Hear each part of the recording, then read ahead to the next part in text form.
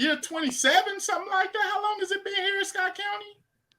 I've been at Scott County High School. This will be my 26th year as Okay. the head coach here. And I was very fortunate to be the head coach at Oldham County High School for 2 years in the fall of 95 and 96. And then I was an assistant coach for 3 years at Montgomery County High School. Appreciate John Rajunas, Paul Raines, the people that were there. Gave me an opportunity to coach there in 92, 93, and 94. So this is my 31st year as a high school football coach. Now, one thing hold on, Kobe, I want to point this out. I don't know if it's the split, and you having a lot of younger people, but Coach, you seem like you make you a little younger, man. It's like you're a little more energy. You're doing I don't want to say more coaching, but I think you kind of got systemized, and now you're working with a lot more younger players. Coach, you just look energized, Coach. Well, I appreciate it. People will ask you, it's just human nature. Something I don't really necessarily like but can't control about society is, oftentimes we're always focused on the future. What are we going to do here? And what, we need to focus on the moment because we don't ever get that opportunity back. But, yes, I'm at the point in my career, people will say, how much longer you're going to coach or this or that. Guys, you're going to know how much longer you're going to run this show.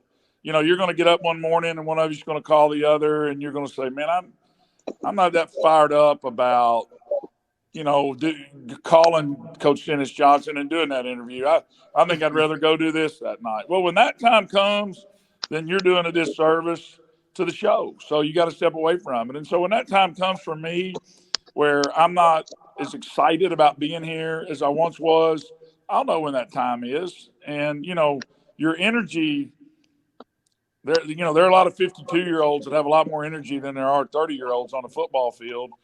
Just because maybe the 30-year-old's really not dialed in. That's not his passion. Coach, man, like I said, a great career thus far, a lot of success, beat up on a lot of teams. Coach, the 5A is probably the toughest class there is. Is it fair to say? Well, who knows? Every year you have a hard time predicting exactly what's going to happen. And, somebody will rise up. You take, for example, in the 1990s, if somebody had told you that Louisville Central would win 5 state championships, you would have been like, man, Louisville Central's not going to. And then they did. And, there was a time Boyle County wasn't. So you don't know, who's going to be what in any class other than, 6A for so long has just been dominated by Trinity St. X and Male. And, there's just been so few people with a breakthrough there. In terms of 5A, honestly, I don't know for sure what Covington Catholic has, what Cooper has, what Fort Thomas has. I don't know. I don't follow South Warren to know what they have back. I know they got good players and a good coach. We're going to scrimmage Bowling Green tomorrow, get a little bit better feel there. Owensboro, I know they feel really good about their team, but the runaway favorite's Douglas. Yeah. There's no close second when it comes to a roster. And, you guys will look back in 10, 15 years. And, I've said this before, what they've done over there right now from a talent standpoint has never been matched in the city of Lexington and probably never will be. I've said before, don't you think Devin Neal playing the NFL if he doesn't get hurt? Yeager Burton, Walker Parks, Dane Key. They had 4 NFL players in the last couple of years. And their roster this year is stronger than it's ever been. So they're the clear-cut favorite, in my opinion. And then there are a lot of, good people behind that. But here's the thing, guys. It takes a little good fortune to win a championship. Yeah. You might have the best team, and it takes a little bit of good fortune. I'll guarantee you this. When we went and we ride and we were talking and this and that, everybody's talking about how much Male was going to beat St. X last year in the finals. Yeah. And, I thought that too. I'd seen Male on tape and, Chris Wolf and their staff, they do a great job. Of course, I know Coach Bruner, Coach Wallace at St. X, they're great coaches too. But, they turned them over a time or two. They got to stop. The quarterback kid was amazing. And, St. X won. They built Las Vegas, Nevada on betting on who's going to win on Sunday afternoon. So it's going to be hard to say who's really going to win the championships. Okay. Coach, now going into this year, you know, you played a lot of sophomores last year, and you'll be playing a few more this year. What can we expect out of the Scott County team this year? Well, you know, Teddy Roosevelt once said that, you know, comparison is the greatest thief of joy. And, you know, our job here and what we felt like has always been our job is to try to make this team the best team that it can be. And, you know, we weren't necessarily accustomed to being 6-6 last year, which is what our record was. But we played an extremely challenging schedule. And at the end of the year, even though Douglas beat us handily in the second round of the playoffs, you know, we were playing pretty good football for the team that we had.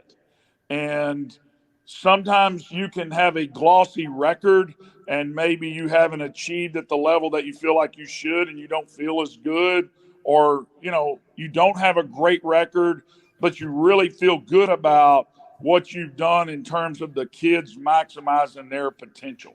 I mean, I sit and I think about a kid like Andrew Wilhite last year, who was our free safety. You know, he's a three sport kid. He played basketball. He played baseball. His parents went to Scott County High School. His dad's an assistant basketball coach. You know, I think about Jeremy Hamilton. You know, I think of John Thompson, some of the leaders that we had.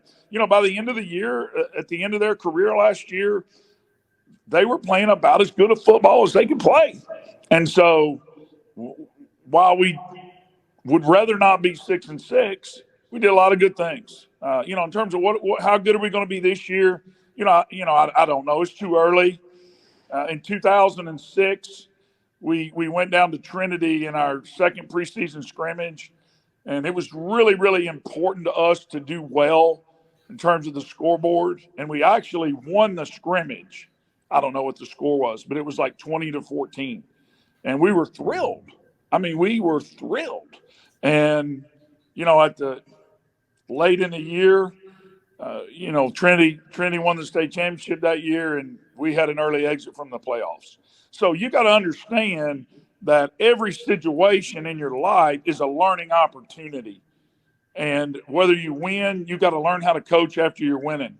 You know, it's not easy, believe it or not. Even if you got really good players and you're 7-0, it's not easy necessarily to keep them grounded and corrected and ready for week 8. And it's an equal challenge if you're 4-4 or 5-3 and getting ready for week 9. So every opportunity is an opportunity to try to grow as a coach and grow as a team, with the ultimate goal being in November in the playoffs that you're playing your very best football. Now, Coach, let me ask you. I haven't got a chance to put the schedule up. I don't have it from me. I'm on my phone. How important is it still to schedule those tough games that you normally schedule every year when you go to Ohio and play? You know, bring in a Louisville school every year. How important is it to still have those games on your schedule with an already tough district? Well, you know, I think the coach cliche thing to say is that, you know, you want a tough schedule. You want to get ready for the playoff. You know, it's a very fine line. A lot of times our schedule is just simply a reflection of that's the only people that we can get to play. And it's too tough. You know, when you look at our schedule this year, I mean, it's Franklin almost too tough. County. I mean, we open up with Franklin County. You know, I really feel like Coach Johnson's doing a great job at Dunbar. You know, we come back with them in week 3. Then we play actually we have Station the third game. Coach Hawkins and JT and those guys are doing a really good job. Then we play Dunbar.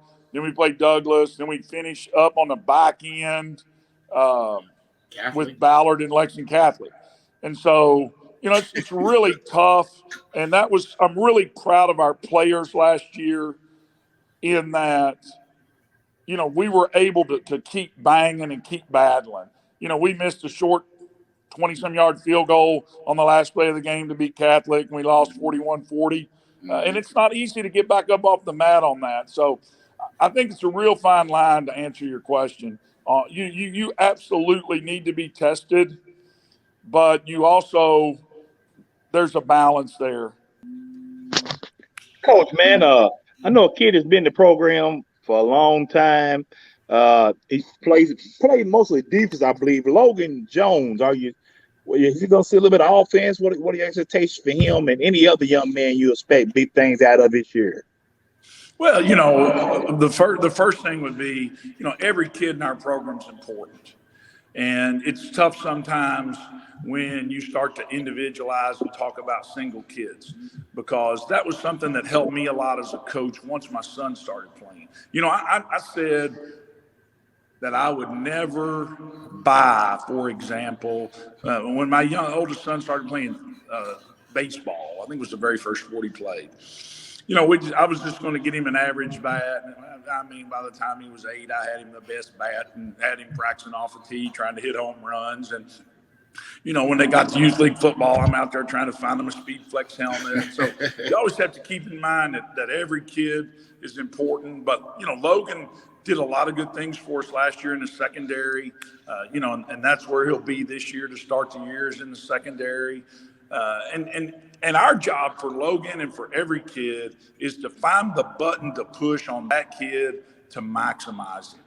You got to understand, kids are different. I use this example a lot with Cade, my youngest son. I can't remember if I think Josh Moore was still covering high school sports when Cade pitched. But, Cade was a bulldog high school pitcher. He was as good a high school pitcher as there was. I think his career record was a whole lot of wins and not very many losses against a whole bunch of people. But he was an 83, 84 mile an hour lefty. All right, an 83, 4 mile an hour lefty. He could have played for St. X, Scott County, or it doesn't matter. He's not going to pitch in the SEC. So what Cade has to do is, how can he be the best version of himself? And so that's our challenge for Logan and every other kid. Help them be the best version of themselves. And, Logan's uncle, Coach McIntyre, has been with our program for 25 years. He coached in the youth league my very first year, and I actually met the guy at a high school basketball game, and I realized quick that this guy needs to be on our staff. He's as a respected man as there is in Georgetown, and so we appreciate him. And then, guys, I'm so blessed that Clay's on our staff. I get to coach with my oldest son. And if you'd have told me 5 years ago that Scott County football would have a TikTok account, I don't even know what TikTok is. I don't have a TikTok. But I understand if you check out our TikTok, we've got the hottest TikTok going. All right. So, Clay has really brought a new energy to our program, and he's going to do an absolutely great job. Jalen Menifee's young. He's up coaching our offensive line this year. And, of course, Scott Willard, Mike Davis, Aaron Hall, Coach Maston, Chris Travis. I don't want to leave anybody out, but we were out practicing last night, and it was late, and that's something that's really neat about here. Whether we were 6-6 or whether we're 12-2, football still really means a lot to these kids, and it means a lot to this town and this community. See, just to keep on improving since last year, and honestly, we just want to get better. Honestly, last season the record didn't look good, but I feel like we had a pretty good season. We lost, like, a lot of the games that we lost were close games. And honestly, we played our best overall. Well, I've been working a whole lot during the off season, getting better, perfecting my pass rush, my reading for runs, and just becoming a better overall leader. Just leading them, not just standing by, just watching everything unfold. Our defense has been going pretty good.